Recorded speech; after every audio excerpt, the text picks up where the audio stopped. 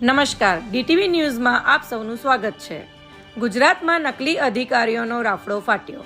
સુખસરમાં નાણાં ધિરાણ કરતી પેઢી પર ઇન્કમટેક્સના નકલી અધિકારીઓ રેડ કરી 25 લાખનો કર્યો તોડ.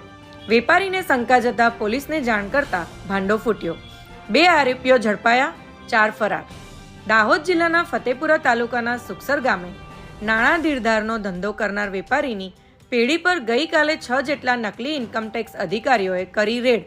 ડરાવી ધમકાવી ₹25 લાખની માંગણી કરતા વેપારીને શંકા જતા પોલીસને જાણ કરતા નકલી ઇન્કમટેક્સ અધિકારીઓ ભાગવા જતા 2 શખ્સો ઝડપાઈ ગયા હતા, જ્યારે 4 શખ્સો ફરાર થઈ ગયા હતા.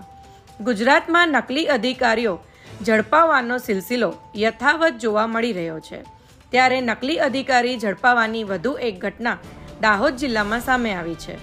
ફતેપુરા તાલુકાના સુખસર ગામે નાણાં ધીરનાર વેપારી અલ્પેશભાઈ ઉકાર પ્રજાપતિની દુકાને 6 જેટલા શખ્સો ઇન્કમટેક્સ અધિકારીઓ હોવાની ઓળખ આપી રેડ કરી હતી અને નાણાં ધિરાણના ચોપડા ચેક કરી દાગીના તેમજ ચોપડા જમા કરી કેસ કરવાની ધમકીઓ આપી હતી અને જો કેસ ન થવા દેવો હોય તો ₹25 લાખની માંગણી કરી હતી અને તપાસ દરમિયાન તિજોરીમાંથી મળેલા ₹2 લાખ નકલી અધિકારીઓ લઈ લીધા બાદ બાકીના ₹23 લાખ અન્ય જગ્યાએથી આપવાની વાત કરતા સમગ્ર વેપારીને શંકા જતા પોલીસને જાણ કરી હતી.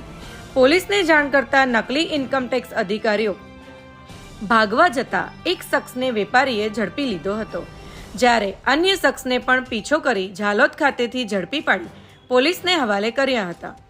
પોલીસ નકલી ઇન્કમટેક્સ અધિકારી ભાવેશ બિપિનચંદ્ર આચાર્ય રહે હાથીજણ અમદાવાદ તેમજ અબ્દુલ સુલેમાન રહે દાહોદ ધરપકડ કરી છે, જ્યારે અન્ય 4 ઈસમો થયા ફરાર. સુખસર પોલીસ હાલ વેપારીની ફરિયાદના આધારે 6 ઈસમો વિરુદ્ધ સરકારી અધિકારી બની ખોટી ઓળખ આપી છેતરપિંડી કર્યા અંગે ગુનો નોંધી વધુ તપાસ હાથ ધરી છે.